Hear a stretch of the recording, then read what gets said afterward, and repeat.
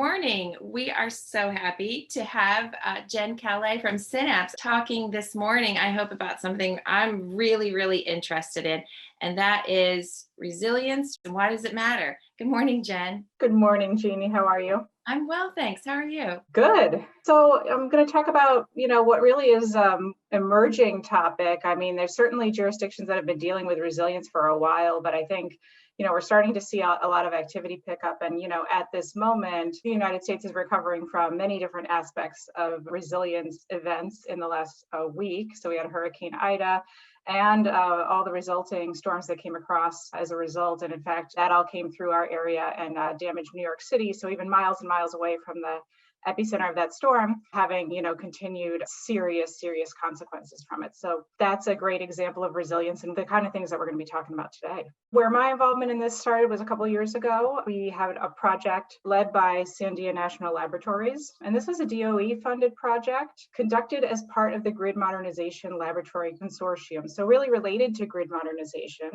but with a focus on resilience. And the project leveraged partnerships across communities, government, industry, utilities, and university partners. And really the goal was to bring communities and electric utilities closer together on the topic of grid resilience planning, and really provide some guidance on kind of the ongoing challenges and opportunities facing these entities as they have more frequent resilience-related events and more severe consequences, many of which are tied to climate change, but to be honest, some are also tied to things like physical attacks and also cybersecurity, an increase in a ramp up in cybersecurity. So this project covers all of those types of things and more, and really to demonstrate an actionable path forward for both communities and utilities. So again, the project was very broad, but our contribution to that was a series of 5 interrelated reports.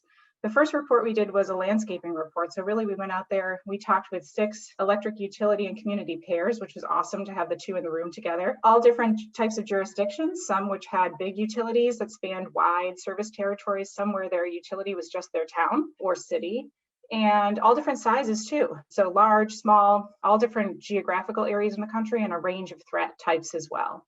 And we really wanted to kind of learn what they were facing and where the continued challenges were. And as a result of that, we came up with 4 kind of key topic areas that we wanted to cover in the remaining reports. And those were performance metrics, benefit cost analysis, regulatory mechanisms, and then we actually have a technology focused report, which is on the quest for public purpose resilient microgrids with a microgrid focus. This is really good timing because all of those reports have just been released and they're on the Synapse website. The easiest way to get there is to just type resilience into the search bar at synapse-energy.com and you'll get there, but the project is called Improving Electric Utility and Community Grid Resilience Planning. And there's a series of 5 reports there and an Excel tool focused on performance metrics. During the work, did you see any examples of cities or communities that are doing a great job at this or have like one project that really stands out? So this was a stakeholder group that consisted of about 60 individuals from across the country. And through the extent of the project, we saw many cities engaging. So we had cities like New York City, Los Angeles, Puerto Rico was there, Hawaii was there. These are really the ones that are most interested today. Although I will say, others might be interested and didn't have the resources to show up at the table if they're smaller communities. So, we're seeing some of the big cities engage. And then, I think that there's an opportunity to further engage smaller communities as well. But really, they were coming to the table. What was so interesting between looking at what communities are interested in, what electric utilities are focused on, communities' resilience purview is really broad. And so they're looking at things like equity, environment, and economic development, which is more than what the electric utility is focused on. So incorporating some of those additional considerations into planning is going to be really important moving forward. Well, these issues are super complex, and just the things that you've pointed out just now just have my mind spinning, like the different perspectives and things that the community and the utility are looking for. Do you feel like the audience for these reports is mostly going to be regulators or activists? Like, who do you see reading this work? Yeah, so each of the reports had recommendations for a couple different types of entities, and many of them were the partners involved in the work. So entities like utilities and community leaders, Also outside institutions for additional research, which could be universities or other kinds of partners. So there's lots of opportunities for various actors to make progress, and utility regulators as well, being an important component. So those are the folks that were engaged and who need to kind of continue to be involved and move things forward. And if you could just wave a magic wand and do the additional research that you care about that would come out of this, do you have ideas that that you would really like to do or you would really like to see happen? Well, some of them have already started to happen. So some of the things that we were missing at the outset of this research that are starting to come into play are national assessments of risk and vulnerability. And so FEMA recently released a national risk index, which basically identifies areas of the country, regions, cities, that kind of thing, that are more vulnerable and will be moving forward. So that's a great tool that we can use to, utilities with large service territories to identify where communities might be looking for additional support and what kind of support they might be looking for, and actually reach out to those communities more proactively than they have been in the past. So that was kind of the key is how do we do this in a proactive way? How do we do it in an equitable way? So we're not just dealing with the people that are coming to the table or the biggest communities that have the resources, but we're really being proactive in going out and assessing, across the entire country where the issues are and what we can do about it. Can you talk a little bit about the approaches you're seeing? And I'm particularly interested in equity, as are many, many people. People tend to default to kind of technology and they first go to kind of microgrids. So it's a useful conversation. Absolutely, we did a report focused on it. But in one of our reports, I think it's a benefit cost analysis report, we kind of lay out a whole host of not only technologies and approaches that can be used. And I want to talk a little bit about the cross-cutting approaches that we have.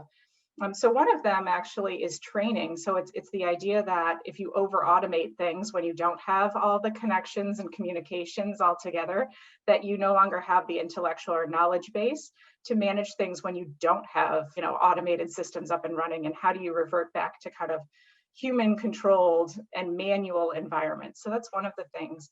It can be training drills or even, when you look at it from a community standpoint, making individuals more prepared so that they're less reliant, they're more self-reliant and less vulnerable. The other element that's pretty important is thinking about kind of prioritization and just upfront planning. So it's looking at, again, how can we identify critical customers? How do we identify what kind of resources do communities have? What kind of buildings that can serve their community during emergencies, and identifying how to make those buildings more effective and more tolerant during these kind of events. I think about the kind of workforce development opportunities. It sounds like some of this knowledge really should be based in the communities where this new technology might be placed. There is a lot of knowledge that kind of goes away when the grid goes down, right? When the lights go out, well, the lights are not things, having the lights go out is not going to end anyone's lives or kill anybody.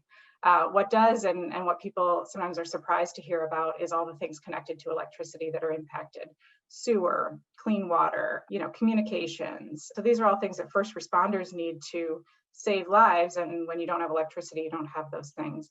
And you also have then more disease and things like that. So heating, cooling, right? As we saw in Texas, people can die from being overheated or too cold. So it's the interconnected systems that we're focused on. Transportation too, like getting people out of harm's way. As we saw with Hurricane Ida, there just wasn't enough time, right, to get people out of harm's way, to enable people to fully evacuate. So how do we, make those systems more effective? So electricity is interconnected to everything and the foundation for all of our systems. And that's what I think surprises a lot of people, is how it's really foundational. And it gets to a bigger question for another show, which is electricity a public good?